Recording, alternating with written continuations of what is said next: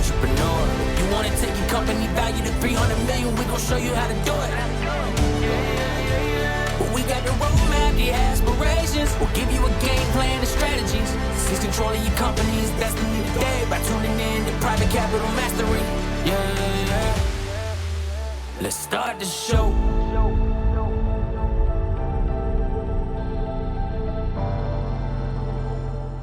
Welcome back to another episode of the Private Capital Mastery Podcasts and Community. I'm your host, Brian Franco, and today I'm joined by a very special guest. We're going to be talking about scaling strategies, investing in employees, and exponential growth. Gosh, I love the sound of that title.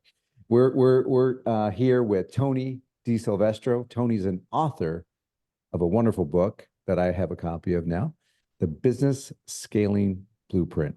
Tony, thank you for being on with us. How are you today? I'm great, Brian. Thank you. It's amazing to be here with you. Love where you're sitting right now. I wish I was there, but it's not quite as warm here. But no, everything's great, man. Just enjoying life, helping entrepreneurs all over the world. I love that. I love that. Well, the truth is, you were here a couple of weeks ago, but I'd love to have you in person again one day, and we happy to have another podcast with you and talk about everything that you've been doing in your career and leading up to your book, and how you used and utilize the book as a tool to help entrepreneurs in that pursuit of growth, exponential growth at that. Sure.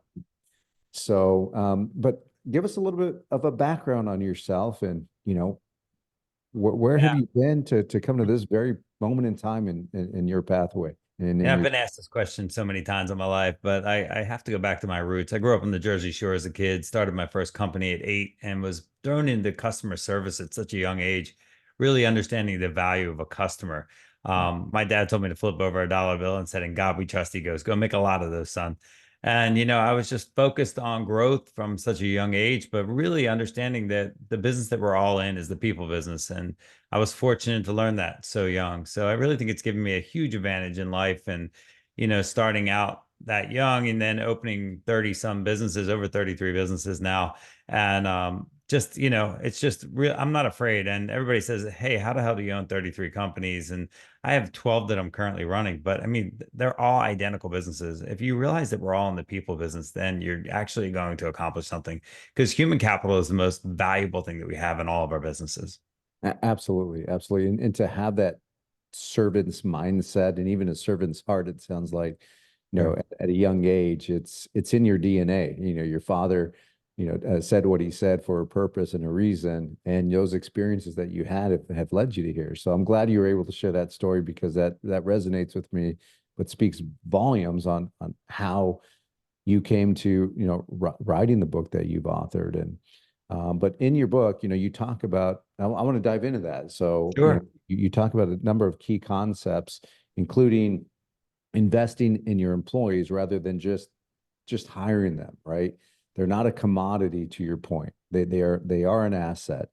And we do a lot of work with clients that are in service businesses, and the conversation we have is, your assets, they go home at night and you hope they come back the next day, right? And so sure. how do you make sure they come back? And what are the tips and tricks, and what have you discovered as an entrepreneur?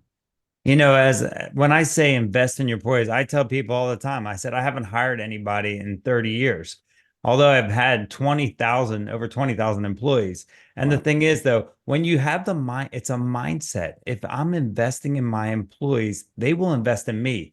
As entrepreneurs, we all think, and business leaders, we all think that employees are just going to come in and they're going to work hard for us. But that's not the case. The second you show, today alone, Brian, I have to be honest with you, I sat in a meeting for 3 hours today, just strategizing with a company. How are you going to make the employees feel empowered to be in your company? It's one thing to take somebody, you have an employee. How often have you sat them down and asked them what's important to them about working for your company? Really understand that. It's because it's not always money. They want to be with friends. They want to feel like a community. They want to have a family. Maybe they don't have a family outside of work. When I talk about investing in your employees, it's communicating with your employees, sitting down with them, truly understand them, because you want a result in your company. You're trying to get an expected result. We cannot grow and scale our businesses without our employees. Unless you're a solopreneur that sells widgets, that's a whole different story. But most of us have employees. And I Yeah. want to scale. I'm going to invest in my people. And I'm going to make sure that I understand that I'm investing in them in ways that they're killing customer service. I mean, I talk about experience creators in my book. I want every one of them to create an experience, but the guest has an expected experience that they're expecting when you service them, whatever business you're in.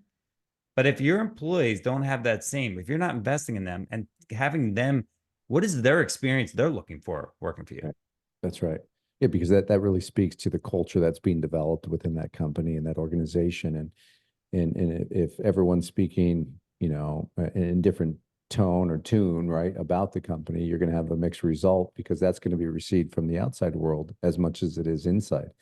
So you talked about, exactly what we need to do, but you were in a 3-hour meeting today. Sounds like it was very productive. And but I want to know what happens because you've seen this, you've seen the case studies. Sure. What happens when someone does not approach their business by putting their employees, well, investing in their employees is a better way to put it. So, I wrote an entire training system on this concept, which is called employee launch, but I did it out of frustration. So, what happens when people don't invest in their employees? They end up criticizing their employees. They say, none of these employees know what they're doing. I can't stand millennials. I love when people say that. They end up criticizing the employees instead of criticizing themselves. And I'll bring up millennials. What do millennials want today? What do they want? They wanted to know why. They all got a trophy on the baseball field. So it Yes. was the easiest thing in the world for me to adapt. I just had to tell one, and then they told everybody else. It was simple. But the biggest problem, and it comes down to delegation, right? So when managers and owners, they delegate tasks either to their managers and then the managers to the employees. When the employee doesn't accomplish a job, you didn't set either the right expectations, and the follow through is terrible. I tell every one of my leaders that I coach and teach, if you're not looking in the mirror and criticizing yourself and wonder why your business isn't growing and scaling, I Mm, guarantee it's the people in your company that you're not leading them. Your systems are broke. You don't know how to delegate. These are the processes that make a huge difference in any company. you're absolutely right. And you talk about it in your book too. You talk about, you define, 3 key pillars for exponential growth. What are those? The pillars. So what you're reference to in my book is I go into every company I want. I don't care if it's IBM, Google, doesn't matter. I tell me, what are 3 words that represent your brand? But then the key element of that to create exponential growth, everybody has to have the same purpose of their company. They have to truly understand the purpose. So it's one thing for the founder, the leaders to know the 3 pillars of their brand, but then I'll go ask the employees. I say, give me 3 words that represent this brand, what you do every day. All right. And then I go to the customer and I say, give me 3 words again that represent this brand. Like you just bought a product. Give me 3 words that how do you feel after you bought this product? If they're all not in alignment, your chance of growth is so difficult. Because when we start a project out as an entrepreneur and a business leader, we start out something as the founders, we have a vision. Mhm. But then it's our job to articulate that vision, create the systems, processes, and procedures so we can execute at the highest level. Yeah, yeah. I mean, that's well said. And obviously, you spend a tremendous amount of time developing those pillars and why they matter. I want to dive a little bit deeper because you also talk about concepts in and around in a concept that we look at too. You call it reverse engineering systems to scale, right? And looking at ROI first marketing. We call it, having the end in mind, right? And when a client comes to us and they're looking to pursue a capital event or a liquidity event or a merger or an acquisition, we quickly want to understand, what's their expectations and let's have the end in mind, and then let's reverse engineer this so we could build a roadmap to get you there. You talk about that as well, but you talk about it, I believe, more in the sense of marketing. Can you, and specifically ROI first in marketing? Can you explain this a little bit more? Yeah, so I'm a huge reverse engineering person. That's what I do every time I walk into any company. I reverse every system they want. So many companies I walk into, whether they're doing 1 million, 5 million, 50 million, 100 million. I just coached a guy doing $100 million. They're stuck in the mud, doesn't know how to grow. He wants to get to $1 billion, but he can't get out of his own way. So I reverse engineered his brand completely and put all of his C-suite and employees in the lanes so they could actually be empowered to do their jobs. But Mhm. when we touch on marketing, so many companies like they waste money on marketing. In two areas they waste money. It's training and marketing, right? Okay. Marketing, what happens is I go back to their three pillars and they do not even know what their brand stands for. So when you ask the employees or the customer, what is the company you're buying from, or the company you're working for? I always go back to the three pillars. There's a disconnect somewhere. And it could just be as simple as systems. Like the systems are defined, but they're not detailed so the employees can execute at the highest level. So marketing, though, like I'm a brand person, right? So much when I go into marketing, I look at companies. I am not I own a marketing agency, but I truly own Okay. a branding company. I walk into companies and I say, I work on their brand for 2 months. Then I develop them marketing tools.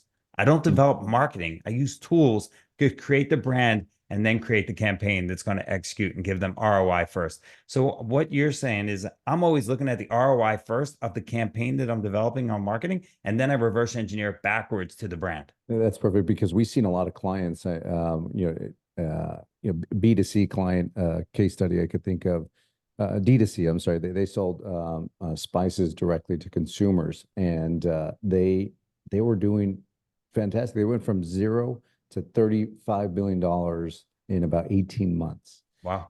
And I mean, their branding was spot on. It was a better for you type product. And what they found though is that, the marketing spend was becoming a larger piece of their COGS, right? And of their the cost, I should say. And so that wasn't sustainable because, as you know, over time, you could project that out. And what happens is your profit margins will eventually deteriorate. And that's not good, right? Right. So to have that type of growth, that's fantastic. But to be able to sustain that growth but if they had that target or that discipline that you describe, that ROI first on marketing, they would be able to measure that and know if they've gone beyond that, if the ROI is no longer there or what it was at one time, they need to retool that. Wouldn't you agree? If you're not changing, you're dying. Yeah. I mean, that's what it is. So I can't tell you how many businesses I get to that are stuck in the mud like that. $35 million. Gosh, that's a great successful company. 2 years later, companies like that, they go out of business, right? Yeah. Because something's changed, right? So I'm telling you, if you go from a business from 1 million to 5 million to 10 million to 40 million, there's Mhm. one thing that typically changes in the company. It's not the founder, it's not the leader, it's the C-suite. Yeah. Because the people that get you to 5 million aren't going to get you to 10. The people that get you to 10 aren't going to get you to 30. And this is what happens with that company, right? The people that got them to 35 million, that was amazing growth. But Yeah. you need to bring somebody else in at this point that's going to have a vision to get you to 100 million. We were talking about this on a prior podcast about, this is really where the individual becomes the focus, right? Or the leader specifically. Because I'm self-aware enough to know that if let's say our firm, Meritage Partners, outgrew me, I don't want to stunt the growth of the firm, right? But that takes self-awareness, and it requires us to really leave the ego at the door, lack of a better phrase. But I mean, how often are you working on that leader, that individual, and bring in order, because what you just described, bringing in a solid C-suite, it's not complicated advice, No. but how do you get there? And I imagine that's where you spend your time in helping the ownership or leadership in the sense of their mindset. I mean, how complex is that for you guys in your process? Do. And we talked about this a little bit when we were in person about what is the difference between a business owner and an entrepreneur. Yes. I constantly talk about this. And when I walk into companies, so many businesses, that company's stuck at $5 million, that is a business owner. Mm. Because I often challenge people. I ask them, I say, hey, let me tell you something. You're going to leave your company for 2 months. What's going to happen to your company? They're like, Mhm. oh my gosh, I could never leave my company. Like nothing will happen. I'm like, well, that's where you're a business owner. So what we do is then we take the C-suite and we say, well, I asked the business owner at that point, give me 40 things you do every day. And then I start delegating it out to a C-suite and really showing them. And then a lot of times we'll replace a few people on that C-suite because to accomplish the task and for him to become an entrepreneur or her to become an entrepreneur, you Mhm. have to learn how to cross that bridge. A lot of companies may take 10 years, may take 15 years. the crossover from business owner to entrepreneur. But there's some true fundamentals that you truly have to work on every single day. And one of the most important things to go from business owner to entrepreneur is trust. Yeah, and I heard you say this before, and I love that because it resonates with me, and I'm sure it resonates with the listeners. But I couldn't help but to think, what an amazing opportunity if you created a boot camp titled exactly that, right? And just helped these leaders and these entrepreneurs transition from that, I say, do you have a high-paying job, or can you work yourself out of a job, right? Right. And as a business owner, you need to be able to figure out how to work yourself out of a job, because ultimately, if you're working in the business, then you're a business operator, as you described. And nothing is wrong with that. No. It really depends on where that individual wants to go. And let me tell you, let me fast forward. I'll give you the answer, because I have case study after case study after case study of individuals that are well into their 70s. Their children don't want anything to do with the business. Right. The employees can't afford the business. And those that are looking at the business from the outside, they perceive a high level of risk because that business was built so much around that individual. Once you remove that individual, that business is perceived to be one that's not sustainable, right? It's worthless. Yeah. And so, it's like, and this is where that phrase comes, work yourself out of a job. And I think, that could be a topic in and of itself. But when you go through a liquidity event or a capital event as related to mergers and acquisitions and the work that we do, we're always looking for those types of clients that are of that mindset, and they don't have to be there. They have to be working towards that. And I was in a meeting about a month ago, and the owner was telling me, it was a service business, and I asked him how often he goes in, to the operation. And he says, well, Brian, he says, I don't go in. In fact, I haven't been there in a couple of years. He says, and I imagine if I went there today with you, a lot of people would be asking, who's that guy? And not referring to me, but referring to him, right? That's awesome. And I said, I love that. Right. That is exactly not only what we want to hear, but what we want to see, because what that means to us, and specifically in the capital market environment, is that this is a business owner, and he has what is perceived to be a transferable business, because that business is not waiting for him to make decisions for every turn or every play-by-play that occurs in a business every single day, right? Yeah. So, where it came from me, I started out in the restaurant business as a kid. I owned construction companies, different things, but I started in the restaurant business and I wanted to grow. And then I opened the second store, I opened a third store. I lost my second store. And I'm like, what the hell's wrong? It was easy on my first store. So then I went into franchising. So I've been a franchisor and a franchisee for over 14 years. And I'll tell you, by going into the franchise business, it really taught me the value of systems, processes, how to duplicate, not being that business owner. It showed me how to become an entrepreneur. And really, it was probably one of the most pivotal times of my life, because it really gave me an opportunity to scale and grow. And since then, I've opened so many businesses since then. But really, franchising was a very key element for me, and being a franchisor, because that's truly how you get out of your business. If you can duplicate your business, then you can get out of it. But that's easier said than done, obviously. That's right. Yeah. And we're not talking about human cloning here. We're talking about process cloning and having it, being able to manage by others, because, let's face it. I mean, I'll pick on myself here. I mean, I've had in my career as an entrepreneur, I've had businesses where it was hard to train someone to do that job, because I had a specific way to do it that it made sense to me, but it didn't make sense to others. So I had to determine, what is that common denominator when it comes to, managing tasks or pursuing questions or challenges that the business needs answers to, right? And when you do that, you essentially are able to clone yourself with those processes. And you talk a lot about this in your book. And so those that are interested in reading your book, what are they in store for? What should they expect as they read the Business Scaling Blueprint?